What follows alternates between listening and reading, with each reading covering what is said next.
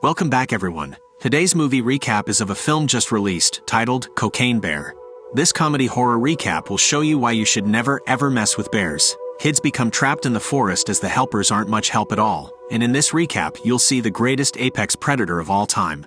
During a smuggling operation, a plane loaded with cocaine bricks experiences a malfunction and starts descending. To salvage some of the cargo, the smuggler puts the bricks into several duffel bags and tosses them out of the plane. He then attempts to parachute out himself.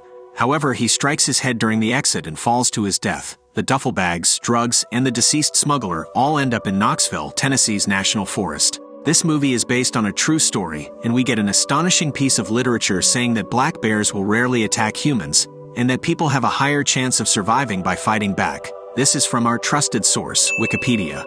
While hiking through the forest, Kristoff and Elsa, by mistake, these two morons, much dumber than the Frozen characters, come across a bear in the distance that is displaying unusual behavior. Like, come on, at this point, why would you stay and film a mentally ill bear? But as we can guess, their amusement turns into fear when the bear becomes aware of their presence and starts to approach them aggressively. Kristoff cautions Elsa that they should not run away from black bears. If it's black, fight back. It's brown.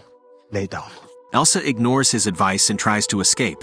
I mean, I don't blame her. Ain't nobody picking a fight with that. Unfortunately, the bear leaps and forces her into the bushes. She tries to crawl out but is reefed back in. As Kristoff watches with horror, parts come flying over the hedges, landing next to him. However, he is lucky, as the bear's attention is diverted by a passing butterfly from how high it is. This causes it to follow it away from his direction. At the same time, the drug kingpin, Sid, meets with his associate, David, and instructs him to investigate the plane crash and retrieve his drugs. Sid also requests that David take his son, Eddie, along with him. Eddie is struggling to cope with the recent loss of his wife, and Sid believes that this mission may help him recover. Despite David's efforts to boost Eddie's morale, he fails to make any progress. Upon learning of the plane crash and the deceased smuggler, the detective Bob, who has been investigating Sid's operations, decides to head to the forest to investigate.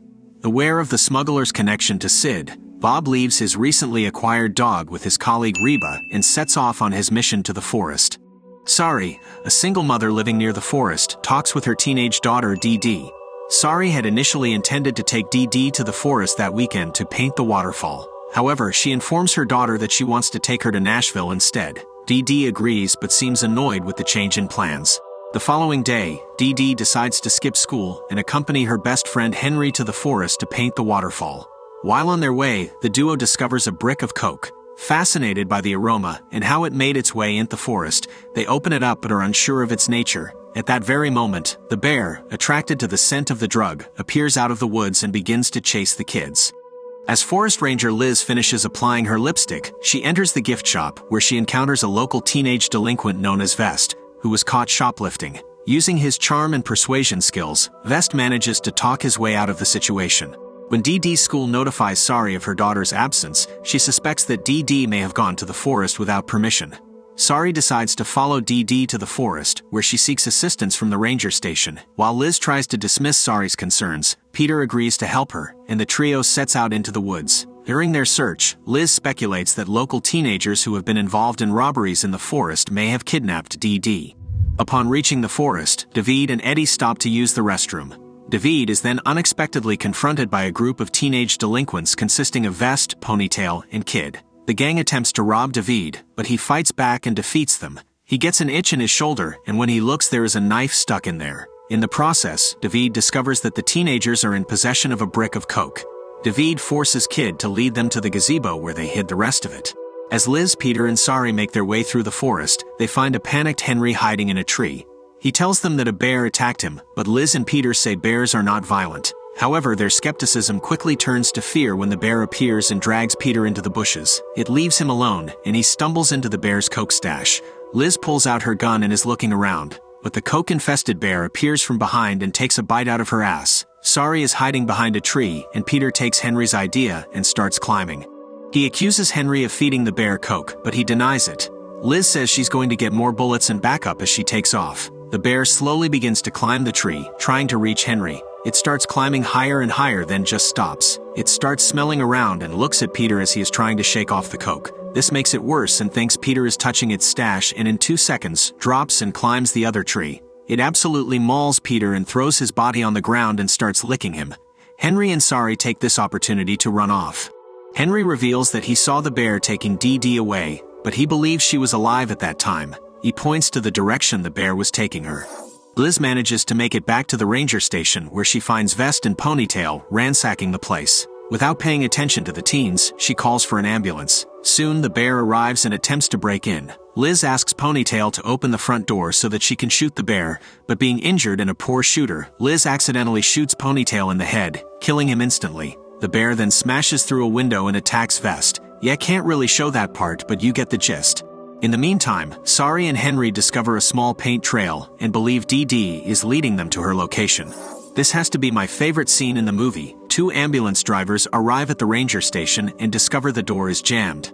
After pushing it open, they find Ponytail dead on the floor, which surprises them, as Liz reported the incident as a concussion. One of the EMTs goes to attend to Liz, who is barely conscious on the ground, while the other EMT sees blood underneath the door. The moron decides to open it up.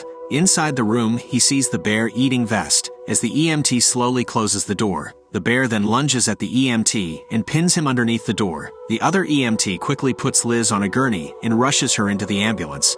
The second EMT throws his duffel bag, and the bear thought it was coke and goes towards it. This gives him time to barely make it into the ambulance, and they take off. The bear chases after the ambulance as the second EMT struggles to stay seated while the vehicle is in motion. Liz attempts to shoot the bear, but horribly misses again. The bear looks like a savage as it sprints and leaps, making its way inside the ambulance. The bear attacks the second EMT, tearing him apart, and causes Liz's gurney to fall out, killing her. The first EMT, in a state of panic, collides with a tree and goes flying. The disoriented bear eventually wanders back into the forest. Kid and Eddie develop a connection during the journey to the pavilion, with Kid assisting Eddie in finding some peace over his late wife. As they arrive, Bob surprises them by jumping out with the duffel bag of coke, but he is stuck on the roof of the pavilion with no way down. The detective and the gangsters argue, and when David attempts to draw his weapon, Bob fires and severs two of David's fingers. The bear unexpectedly emerges, surprising them all. It starts smelling around, knowing its next hit is nearby. It then randomly decides to lie down on Eddie and falls asleep. The men call a truce as they try and get it off Eddie, but in the process, the brick falls out of David's back pocket. It opens its eyes and consumes the entire brick in one gulp. It turns weird and starts moving around the floor, then it gets up and starts getting violent. Bob opens up two bricks and gives the bear a coke shower. He then throws another brick into the forest as Kid takes off and the guns are drawn on each other. Meanwhile, Sari and Henry discover more items and clues leading to Dee Dee's whereabouts. Sari discovers a man crying in the forest and finds his name to be Christoph. He says he saw where the bear took Dee Dee and gets up to help them. Simultaneously, we see that Dee Dee regains consciousness in a cave and notices her injured leg.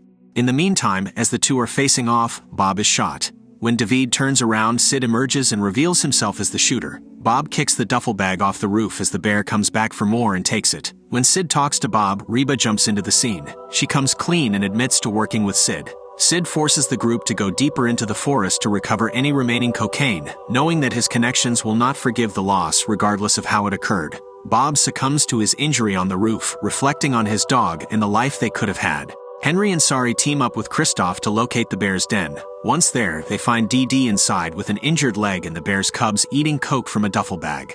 Suddenly, they hear a commotion from the entrance, and they assume it's the bear. They follow the cubs to a back exit that leads to a cliff behind the waterfall. Meanwhile, Sid and his gang enter the cave and find bricks of coke. They follow it to the back exit, and Reba decides to leave them to go back to her car. At the waterfall, Sid threatens to kill Henry, Sari, and the kids, but David and Eddie confront him. The cubs annoy Sid, and he throws them a brick to get out of his face. Simultaneously, they hear a roar and the bear has come back to its cave. It's pissed off that someone touched its stash and begins climbing down. Sari quickly grabs the kids and jumps off into the water below. The bear gets down and Sid shoots at it several times. As Eddie and David jump into the water, the bear falls off the cliff and lands on a ledge. However, as Sid tries to collect the coke bricks, he accidentally tears open a bag. This causes the coke to fall on the bear, and it revives it. The bear and its cubs retaliate and kill Sid. They save the duffel bag from falling over the cliff and roar when they've secured it. The survivors of the bear attack make it safely to the ranger station, where Reba is waiting for them.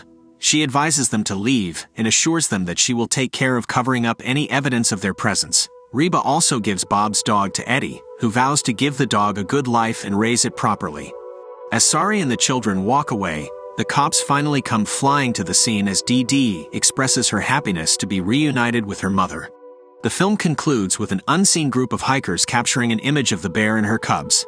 As the bears become aware of the hikers, they suddenly attack. The screen displays a message that warns of the possible existence of coke bricks still in the forest to this day. Thank you for watching. If you liked the video, please subscribe, drop a like and click on that bell. See you again next time.